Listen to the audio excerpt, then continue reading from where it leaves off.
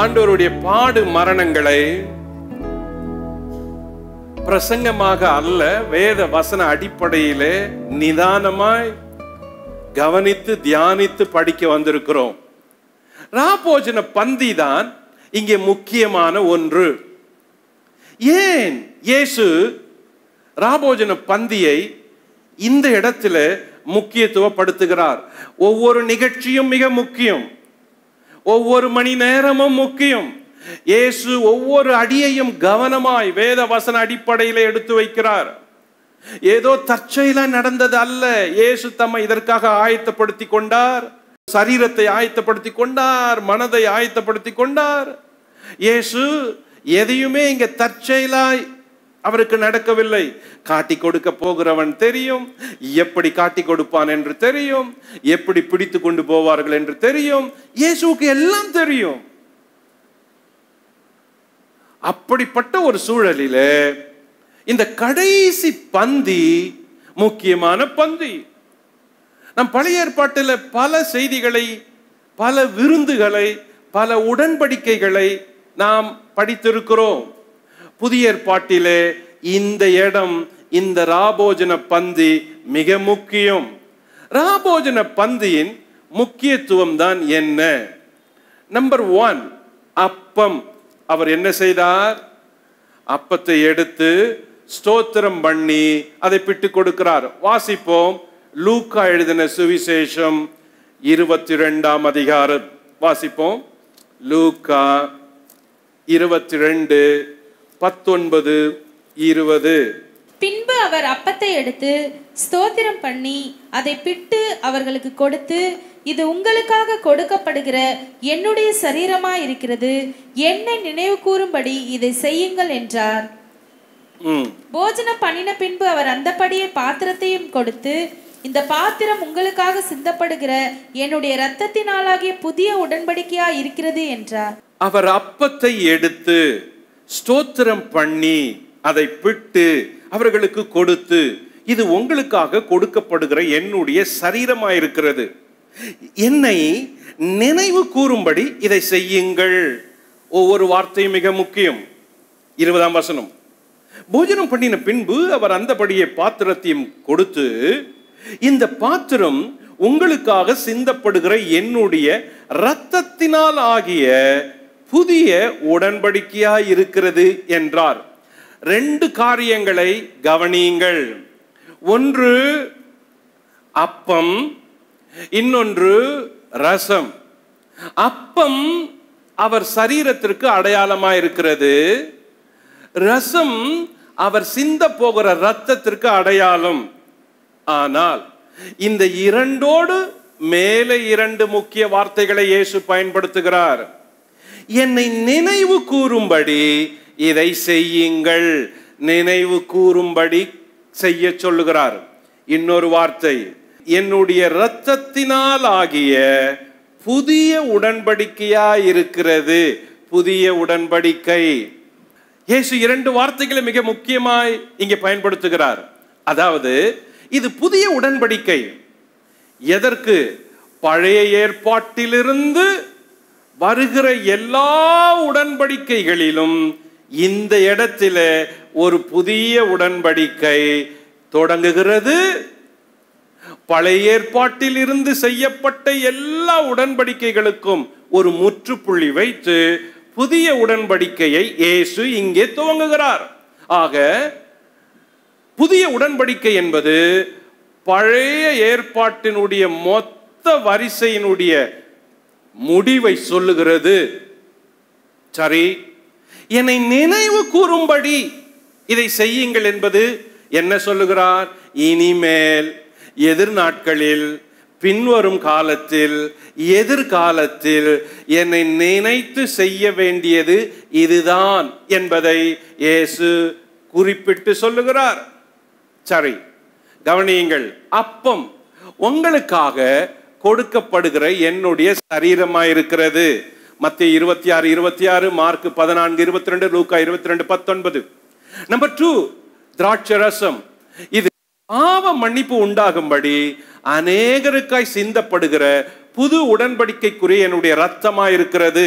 மத்திய 26, 27, 28, மார்க் 14, 24, லூக்கா 22, 20.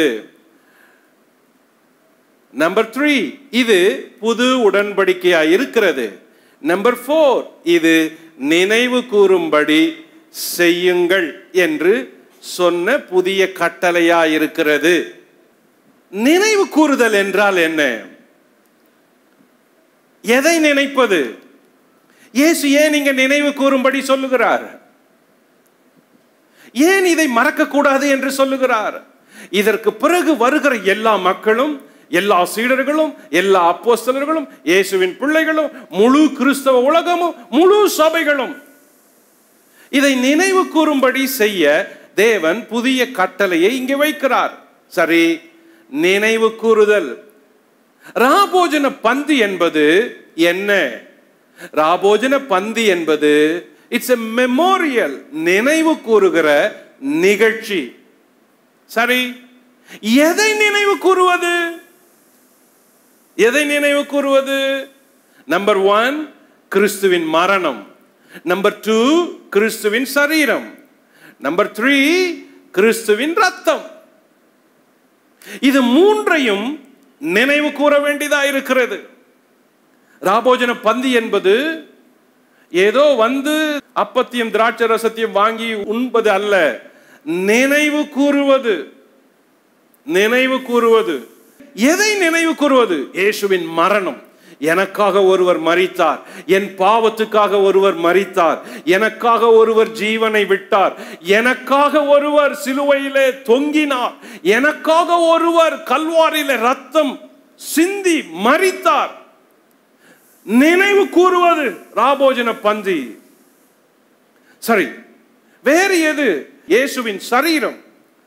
எனக்காக அவர் சரீரம் பிற்கப்பட்டது, எனக்காக அவர் அடி வாங்கினார், எனக்காக அவமானப்படுத்தப்பட்டார், எனக்காக கல்வாரியில ஆணிகளால் துலாவப்பட்டார், எனக்காக வாரினால் அடிக்கப்பட்டார், எனக்காக அவர் சரீரம் பிற்கப்பட்டது, எனக்காக அவருக்கு தழும்புகள் ஏற்பட்டது, அந்த தழும்புகள் கூட எனக்கு சுகத்தை கொடுக்கிறது. ஆக அவர் சரீரத்தை நினைக்க வேண்டியது இருக்கிறது. மூன்றாவது ரத்தம். எனக்காக ஒருவர் ரத்தம் சிந்தினார், சொட்டு சொட்டாய் ரத்தம் சிந்தினார், ரத்தம் வடிந்தது, முழு ரத்தத்தையும் சிந்தினார். பாவம் இல்லாத ரத்தம், அநியாய ரத்தமே இல்லை, பரிசுத்தமான ரத்தம், நீதிமானின் ரத்தம். தமது ரத்தத்தை எனக்காக சிந்தினார். வேதம் சொல்லுகிறது எபிரேயர் 2:9 நம் ஒவ்வொருவருக்காக மரணத்தை ருசி பார்த்தார் என்று. எப்படி? இயேசு ஒவ்வொருவருக்காக மரணத்தை ருசி பார்த்தாராம். ஒவ்வொருவருக்காக, பூமியிலே உயிரோடு இருக்கிற ஒவ்வொருவருக்காக இயேசு மரணத்தை ருசி பார்த்தார். பூமியில வாழ்ந்த, வாழ போகிற ஒவ்வொருவருக்காக, ஒவ்வொருவருக்காக, ஒவ்வொருவருக்காக மரணத்தை ருசி பார்த்தாராம். எதை நினைவு கூறுவது? கிறிஸ்துவின் மரணம், கிறிஸ்துவின் சரீரம், கிறிஸ்துவின் ரத்தம். சரி, இரண்டாவது அறிவித்தல், ப்ரொக்ளமேஷன். அறிவித்தலை சொல்லுகிறது. சரி, என்னோடு சேர்ந்து 1 கொரிந்தியர் 11ஆம் அதிகாரத்திற்கு வேதத்தை திருப்புங்கள். 23, 24, 25 படிப்போம். நான் உங்களுக்கு ஒப்புவித்ததை கர்த்தரிடத்தில் பெற்றுக்கொண்டேன். என்னவெனில், கர்த்தராகிய இயேசு தாம் காட்டிக் கொடுக்கப்பட்ட அன்று ராத்திரியிலே அப்பத்தை எடுத்து ஸ்தோத்திரம் பண்ணி அதை பிட்டு, நீங்கள் வாங்கி புசியுங்கள், இது உங்களுக்காக பிற்கப்படுகிற என்னுடைய சரீரமாயிருக்கிறது, என்னை நினைவு கூறும்படி இது செய்யுங்கள் என்றார். போஜனம் பண்ணின பின்பு அவர் அந்தபடியே பாத்திரத்தையும் எடுத்து, இந்த பாத்திரம் என் இரத்தத்தினால் ஆகிய புதிய உடன்படிக்கையாய் இருக்கிறது, நீங்கள் இதை பானம் பண்ணும் போதெல்லாம் என்னை நினைவு கூறும்படி இதை செய்யுங்கள் என்றார். ஆகையால் நீங்கள் இந்த அப்பத்தை புசித்து இந்த பாத்திரத்தில் பானம் பண்ணும் போதெல்லாம் கர்த்தர் வருமளவும் அவருடைய மரணத்தை தெரிவிக்கிறீர்கள். மரணத்தை, கர்த்தர் வருமளவும் மரணத்தை. அப்ப எதை நினைவு கூறுது? மரணத்தை நினைவு கூறுறோம். மரணத்தை நினைவு கூறுறோம், மரணத்தை தெரிவிக்கிறோம். அறிவித்தல். சரி, ஒருவர் இயேசுவின் மரணத்தை அறிவிக்க முடியும், தெரிவிக்க முடியும். நம்பர் 1, ஈஸியா 7 காரியங்களை ஞாபகம் வச்சுக்க முடியும். 1, எனக்காக ஒரு கிறிஸ்து மரித்தார். எனக்காக ஒரு கிறிஸ்து மரித்தார். 2, அவர் 2 கல்லர்களின் நடுவிலே மரித்தார். லூக்கா 23:33. 3, அவர் 3 சிலுவைகளில் மத்தியிலே இருந்தார். அதில் நடுவில் இருந்த சிலுவையில் அவரை ஆணி அடித்து கொலை செய்தார்கள். 3, இயேசு கல்வாரியிலே சிலுவையிலே இருந்தபோது 3 சிலுவைகள் இருந்தன. 2 பக்கம் 2 கல்லர்கள், அவர்கள் தொங்கியதும் சிலுவையிலே. யோவான் 19:18 3 சிலுவைகளை குறித்து சொல்லுகிறது. 4, இயேசுவினுடைய ஆடையை கிழித்து 4 துண்டுகளாக எடுத்தார்கள். யோவான் 19:23 4 துண்டுகளாக அவர் ஆடை கிழிக்கப்பட்டது என்று வேதம் சொல்லுகிறது. 4. 5, இயேசு தமது சரீரத்தில் 5 காயங்களை ஏற்றார். 2 கரங்களில் ஆணி அடிக்கப்பட்டது, 2 கால்களிலும் ஆணி அடிக்கப்பட்டது. 4 காயங்கள் மொத்தம். இருதயத்திலே விலாவிலே குத்தப்பட்டது 5 காயங்களை ஏற்றார். 6 மணி நேரம் இயேசு சிலுவையிலே தொங்கினார். 6 மணி நேரம். மார்க் 15:25 முதல் 3 மணி நேரத்தை சொல்லுகிறது. 3ஆம் மணி நேரம் என்று. மத்தேயு 27:45 அடுத்த 3 மணி நேரத்தில் பூமி எல்லாம் இருளாய் இருந்தது. ஆக இயேசு 6 மணி நேரம் கல்வாரியிலே தொங்கினார். நம்பர் 7, இயேசு சிலுவையிலே எனக்காக 7 வார்த்தைகளை பேசினார். ஆக எப்படி நினைவு கூறுவது, எப்படி அவர் மரணத்தை அறிவிப்பது? இதுதான் மிக சுலபமான வழி. 1, எனக்காக ஒரு கிறிஸ்து மரித்தார். 2 கல்லறைகளின் நடுவிலே மரித்தார். 3 சிலுவைகள் அவர் மரிக்கும் போது இருந்தது, அதிலே நடு சிலுவையிலே மரித்தார். 4, அவருடைய ஆடைகள் 4 பங்குகளாக பிரிக்கப்பட்டது, கிழிக்கப்பட்டது. 5, எனக்காக ஐகாயங்களை ஏற்றார். 6, எனக்காக 6 மணி நேரம் சிலுவையிலே தொங்கினார். 7, எனக்காக 7 வார்த்தைகளை சிலுவையிலே தொங்கி இருந்த பொழுது இயேசு பேசினார். இதுதான் அறிவித்தல். தேவனுடைய பிள்ளைகள் கிறிஸ்துவின் மரணத்தை எளிமையாக அறிவிப்பது அவர்களுக்கு கடமை. ஏனென்றால் கிறிஸ்து வரும் வரைக்கும் அவரது மரணத்தை அறிவிக்க வேண்டும். கிறிஸ்து வரும் வரைக்கும் அவரது மரணத்தை நினைவு கூற வேண்டும். ஏன் அந்த மரணம் அவ்வளவு முக்கியமா? ஆம், அவ்வளவு முக்கியம். காரணம், அந்த மரணம் உலகத்தின் தலையெழுத்தையும் பாவத்தையும் சாபத்தையும் மாற்றின மரணம். உலகத்தில் பிறந்த ஒவ்வொரு மனுஷனுக்காகவும் இயேசு மரணத்தை ருசி பார்த்த மரணம். உலகத்தில் இயேசு வந்து ஒவ்வொருவரையும் மீட்டுக் கொள்வதற்கு வழி செய்த மரணம். அதை நினைவு கூறுவது என்பது இயேசு நமக்கு சொன்ன கட்டளை.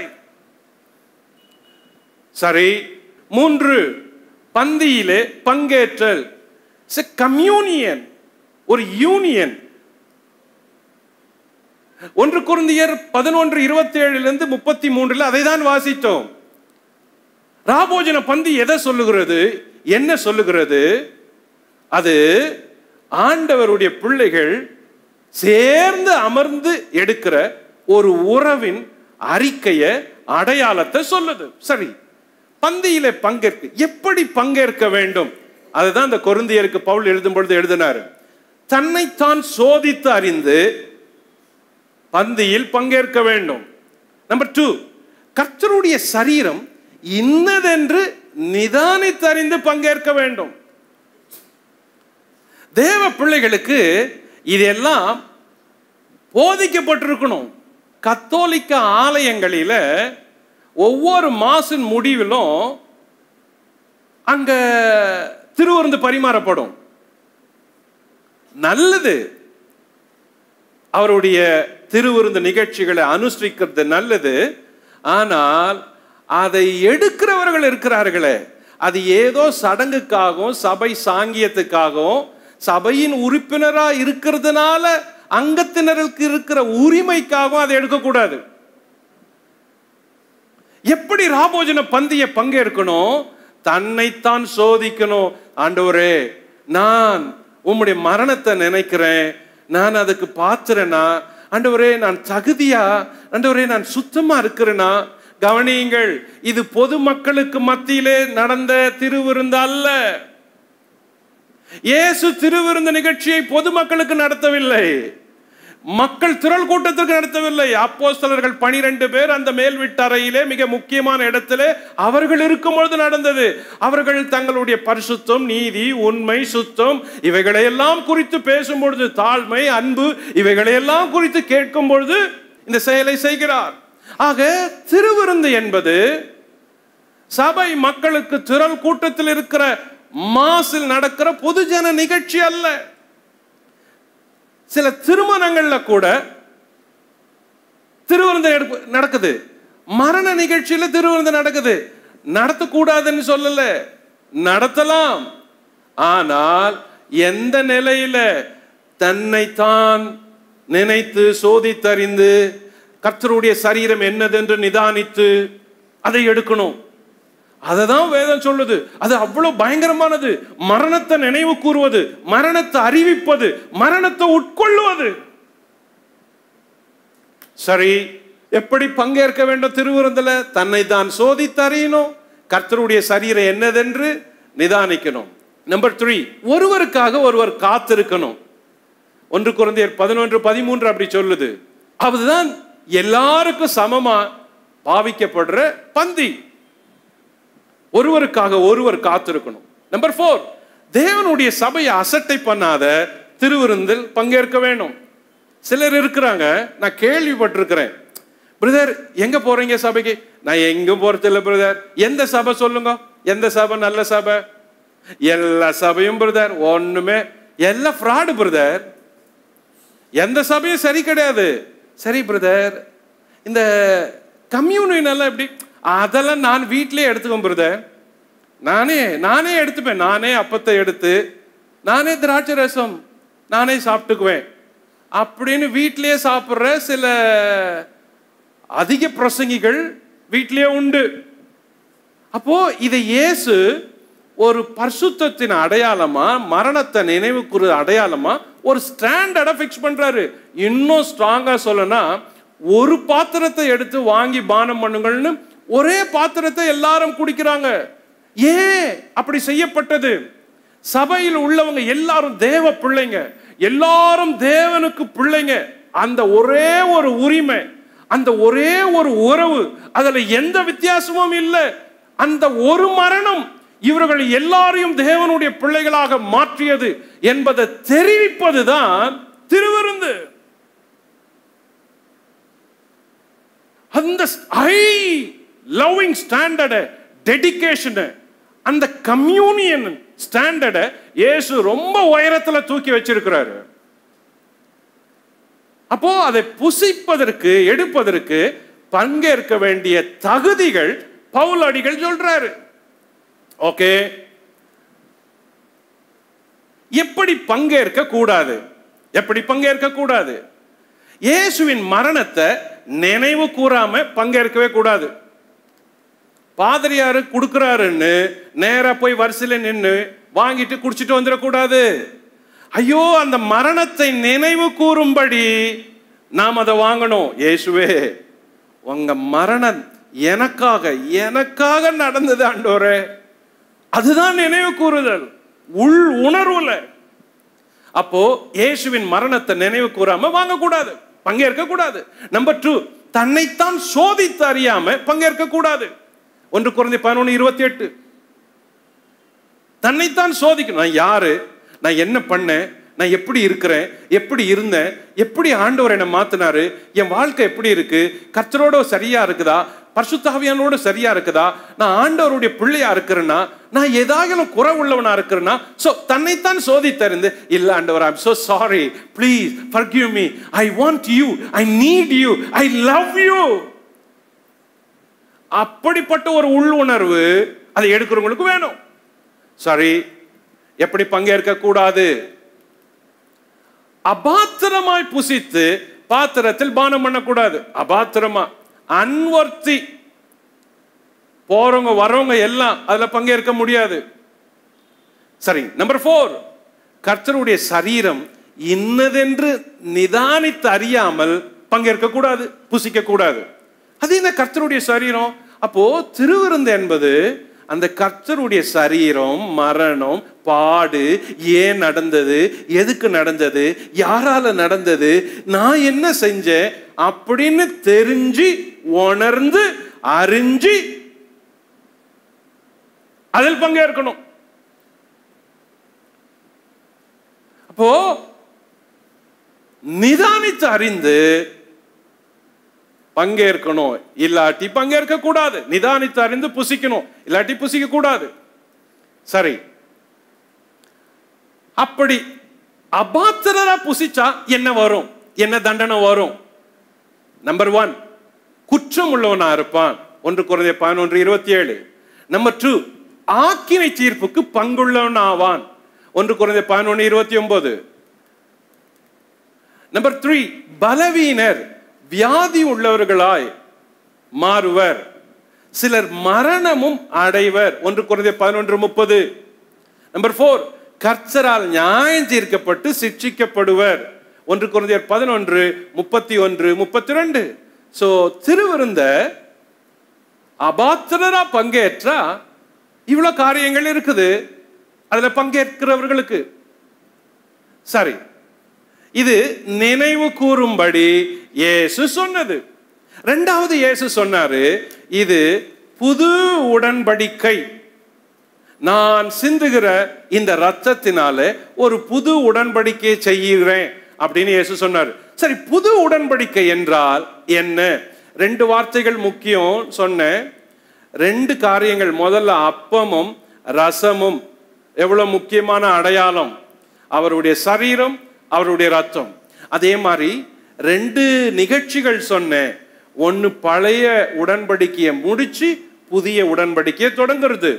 அதே மாதிரி புது உடன்படிக்கையை தொடங்கிய பிறகு அவர் மரணத்தை நினைவு கூறுவது. இப்ப நினைவு கூறுதல் என்றால் என்னன்னு ராபோஜன பந்தியில பார்த்தோம். அடுத்தது புது உடன்படிக்கை என்றால் என்ன? அப்ப பழைய உடன்படிக்கைன்னு ஒண்ணு இருக்குது, இயேசு வந்து புது உடன்படிக்கை செய்கிறாரு. அப்போ இது இயேசுவின் பிள்ளைகள், இயேசுவை பின்பற்றி வரவங்க எல்லாருக்குமே இது தெரியணும். பழைய உடன்படிக்கை என்றால் என்ன, புது உடன்படிக்கை என்றால் என்ன, எதற்காக இயேசு புது உடன்படிக்கையை செய்யணும், பழைய உடன்படிக்கை ஏன் மாத்தணும், இயேசு இப்ப என்ன செய்ய சொல்றாரு திருவிருந்துல, அந்த புது உடன்படிக்கையை தான் பின்னால வர நிருபங்கள் சொல்லுது. சரி, பழைய உடன்படிக்கைக்கும் புதிய உடன்படிக்கைக்கும் உள்ள வித்தியாசங்களை கவனிங்க. பழைய உடன்படிக்கை மோசேயினால் கொடுக்கப்பட்டது. 2 Corinthians 3:7-10. புதிய உடன்படிக்கை கிறிஸ்துவின் சுவிசேஷம், கிருபையினால் ஆனது. சுவிசேஷம் தான் புதிய உடன்படிக்கை. 2 Corinthians 3:14. நம்பர் 2, பழைய உடன்படிக்கை கற்பலகையினால் எழுதப்பட்டது. 2 Corinthians 3:7. புதிய உடன்படிக்கை இருதயத்தில் எழுதப்பட்டது. 2 Corinthians 3:3. நம்பர் 3, பழைய உடன்படிக்கை எழுத்தினால் ஆனது. 2 Corinthians 3:6. புதிய உடன்படிக்கை ஆவியினால் ஆனது. 2 Corinthians 3:6. நம்பர் 4, பழைய உடன்படிக்கை கொல்லுகிறது, புதிய உடன்படிக்கை உயிர்ப்பிக்கிறது. 2 Corinthians 3:6. நம்பர் 5, பழைய உடன்படிக்கை மரணத்துக்கு ஏதுவானது. 2 Corinthians 3:7. புதிய உடன்படிக்கை நீதியை கொடுக்கும் ஊழியமா இருக்குது. 2 கொரிந்தியர் 3:9. நம்பர் 6, பழைய உடன்படிக்கை ஆக்கினைக்குள்ளாக தீர்க்கும் ஊழியம். 2 கொரிந்தியர் 3:9. புதிய உடன்படிக்கை ஒப்புரவாக்குதலை கொடுக்கும் ஊழியம். 2 கொரிந்தியர் 3:9. நம்பர் 7, பழைய உடன்படிக்கை மகிமையுடையது. 2 கொரிந்தியர் 3:7-9. புதிய உடன்படிக்கை அதிக மகிமை கொண்டது. 2 கொரிந்தியர் 3:7-9. நம்பர் 8, பழைய உடன்படிக்கை ஒளிந்து போகக்கூடியது. 2 கொரிந்தியர் 3:7-11-13. புதிய உடன்படிக்கை நிலைத்திருக்கக்கூடியது. 2 கொரிந்தியர் 3:11. நம்பர் 9, பழைய உடன்படிக்கை கிரியையினால் ஆனது. புதிய உடன்படிக்கை விசுவாசத்தினால் ஆனது. நம்பர் 10, பழைய உடன்படிக்கை ரட்சிக்க பலனற்றது. புதிய உடன்படிக்கை ரட்சிக்க வல்லமை உள்ளது. நம்பர் 11, பழைய உடன்படிக்கை பூமிக்குரியது. புதிய உடன்படிக்கை வானத்திற்கு உரியது. ஆக பழைய உடன்படிக்கைக்கும் புதிய உடன்படிக்கைக்கும் இவ்வளவு வித்தியாசங்கள் இருக்குது. இந்த வித்தியாசத்தை இயேசு தம்முடைய ரத்தத்தினால செய்றார். எந்த உடன்படிக்கையும் ரத்தத்தினால் தான் செய்யப்படுது. நோவாவுக்கு உடன்படிக்கை செய்யப்பட்டது. ஆபிரகாம் உடன்படிக்கை செய்யப்பட்டது. ஆபிரகாம் உடன்படிக்கை செய்யும் போது கூட அவர் ரத்தத்தினால் அவர் பலியிட்டு அந்த பலிபீடத்தில் இருந்த ரத்தத்தினால் உடன்படிக்கை செய்யப்பட்டது. ஆக பழைய உடன்படிக்கைகள் கூட ரத்தத்தினால செய்யப்பட்டன. புதிய உடன்படிக்கை இயேசு தமது ரத்தத்தினால செய்றார். இயேசுவின் ரத்தம் அந்த புதிய உடன்படிக்கையை கொண்டு வருது. ராபோஜன பந்தி என்ன சொல்லுகிறது? இவ்வளவு காரியங்களையும் சொல்லுகிறது. ஒரு வார்த்தைக்குள்ள இவ்வளவு செய்திகளை இயேசு உள்வைத்திருக்கிறார். பொருள் இருக்கிறது, சத்தியம் இருக்கிறது, அர்த்தங்கள் இருக்கிறது. ஒவ்வொரு நிமிஷமும் இயேசு பேசுகிற செய்திகளில ஆழங்கள் இருக்கிறது. ஆக ராபோஜன பந்தியில இவைகளெல்லாம் நடந்தது.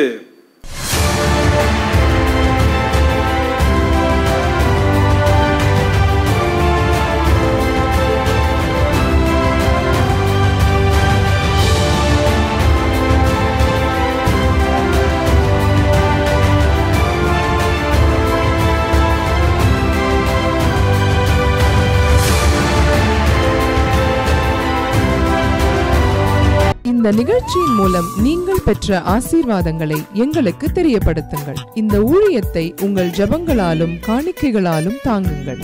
நீங்கள் எங்களோடு தொடர்பு கொள்ள வேண்டிய முகவரி Bible Calls number 4/556 Parisalai, Mugapper East, Chennai 600037, India. Contact number 919244448080 918939397739. Our email ID biblecalls@gmail.com. Our website www.thejesusmission.in, www.biblecalls.com. இந்த ஊழியத்தை உங்கள் பொருளாலும் காணிக்கையாலும் தாங்க அன்போடு அழைக்கிறோம். எங்கள் வங்கி விவரம் The Jesus Mission, account number 747045 Indian Bank, Chennai 10. IFS code IDIB 000K071.